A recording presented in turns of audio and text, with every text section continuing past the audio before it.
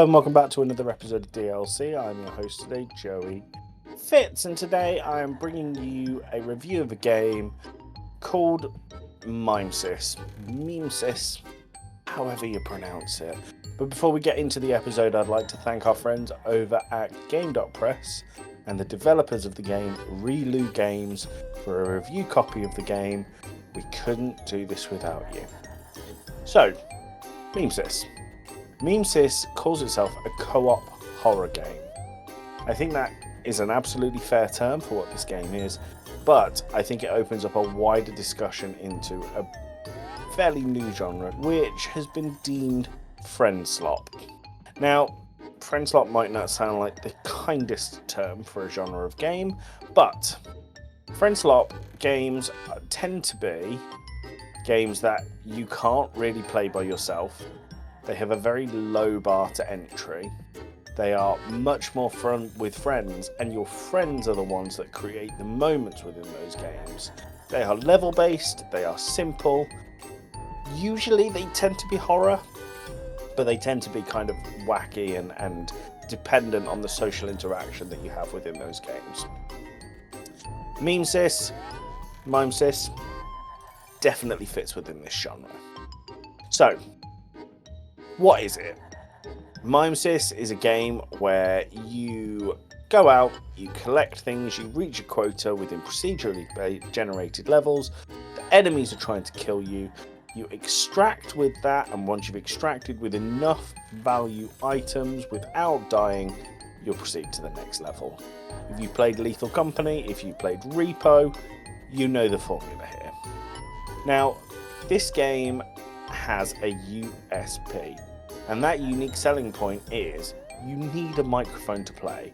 There will be no sitting in Discord and talking in Discord while you're in the game, because the main thing in Mimesis is the game records your voice. The game knows exactly what you're saying whilst you're playing it, and it will spawn direct duplicates of your playable character to imitate you, to use your voice to attack your friends. You and your friends will explore the dangerous environments while you're trying to complete the objects, and the creatures, including those duplicates, will do what they can to try and kill you. The result is a horror game that is quite interesting and makes you suspicious of every interaction, either with an enemy or with the friends that you're playing with. Now, at the time of recording, Mimesis is in early access. The full release is planned for a later date, but you can pick up the game for around £8.50, $10. It's definitely one worth keeping an eye on, but I'll talk about the price in a little bit. Now, the core gameplay revolves around exploring dangerous environments, completing the objectives and the quota, managing your resources, because you can only carry a few things at a time and some things will require you to hold them out in front of you so you can't put them in your pocket, and escape increasingly dangerous situations. Perhaps the biggest thing in the gameplay loop is working out who or what you can and can't trust. Unlike a lot of multiplayer horror games, the game focuses on this tension rather than jump scares, and it uses uncertainty to build that tension, make you worry about every single interaction. Each decision becomes a little more difficult when you're constantly questioning whether your team is actually your team. It's a simple concept, but one that's surprisingly effective. Now, what impressed me is that Mimesis doesn't rely on those loud jump scares, as I said. Instead, it leans into the psychological aspect of horror. There's always a lingering sense of paranoia, where you're second-guessing everyone around you. This tension comes from uncertainty rather than the monsters chasing you, and that slower, more deliberate pace helps the atmosphere feel genuinely unsettling. When things go wrong, they tend to When things get chaotic and go wrong, they tend to feel more earned than scripted. There was a number of times when I was playing this with Fox and my good friend Griffin, thank you to those two for playing the game with me, where we would come up with safe words so that we knew when we were coming up to each other we would say the word thimble. and that would mean that I am the real me, I'm not a mime. Now, unfortunately, this worked the very first time, but when we had mimes coming up to us and saying Thimble, because it had recorded our voices and knew that we did that when we saw each other, it was very easy to get tricked and killed. Now, visually, Mimesis takes a very grounded approach. The environments are very dark, abandoned, and filmed with just enough detail to be believable without becoming cluttered. Lighting plays a real big role in building tension, with limited visibility around every corridor, and it made every room feel unpredictable. The creature design is an interesting one. Rather than relying on grotesque, huge monsters, the horror comes from subtle visual differences and unsettling behaviour. This restraint made the game feel pretty creepy. And obviously the audio deserves a mention. Where the sound design does a fantastic job of making every distant noise feel important, it encourages you to constantly question what's happening around you. There was a moment in one of the first levels that we played where I found an announcer, like a telecom, like you get in a supermarket, and I know that Griffin and Fox were off deep into the level together, and I was asking them to come back to the front door via the telecom announcer. And I knew that they were just questioning whether that was real or whether it was the game messing with them, and seeing the horror and the kind of paranoia build within them really made this game stand out. Now, the game itself is a fantastic core concept. It creates genuine psychological tension instead of relying on jump scares, and there's a strong atmosphere throughout. I feel like forcing you to use in-game co-op communication is a real strong point, and the creature design is a really good one that supports the game's central idea. It encourages the teamwork while simultaneously making you feel suspicious of absolutely everyone. But it's DLC. No game is perfect. There is a few things wrong with Mimesis that I think need to be considered before you buy.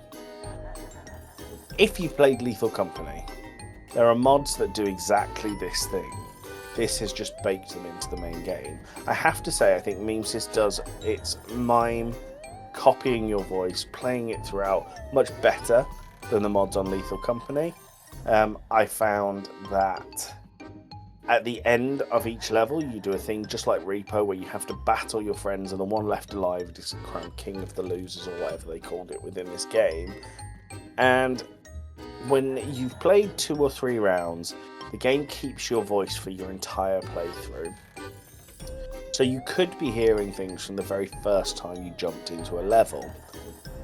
This becomes quite jarring later on because they just layer this sound, layer your voice, and the amount of things going on meant that I felt like Griffin and Fox were drowned out, especially during those fights with lots of people. It was really hard to hear my friends, and when you're playing on a game that relies on your communication with your party, that becomes quite challenging.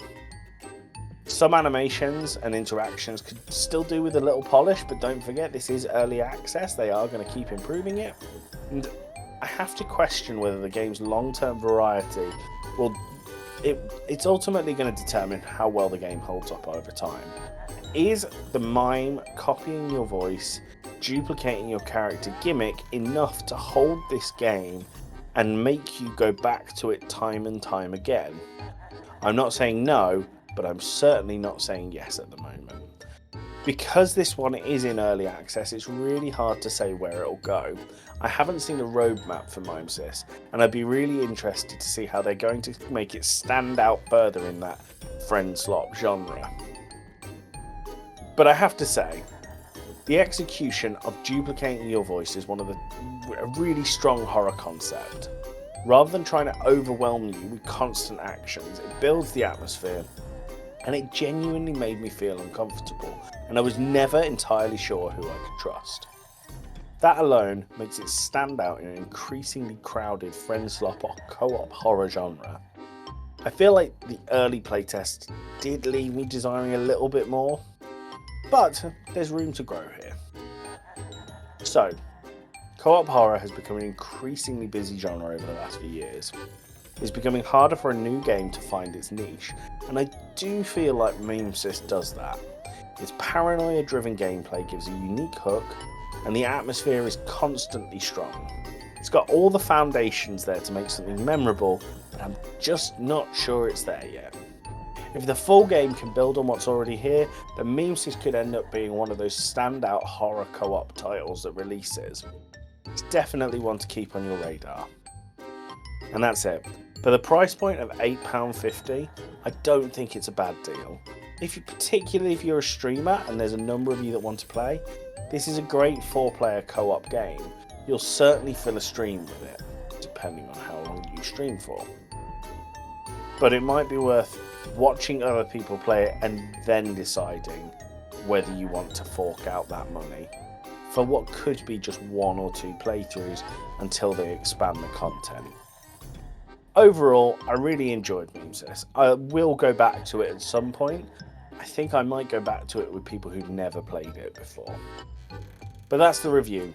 Once again, thanks to our friends over at Relu Game, the developers, and our friends over at Game.Press, as well as thanking Griffin and Fox for playing Mimesis with me. I had a great time. Right, that's it. Thank you very much for stopping by. Drop by our Discord. Find us on Twitter or X, that's @GameClubPod, and let us know, what friend slot games do you enjoy the most? I've been Joey Fitz. Look after yourself, and God bless.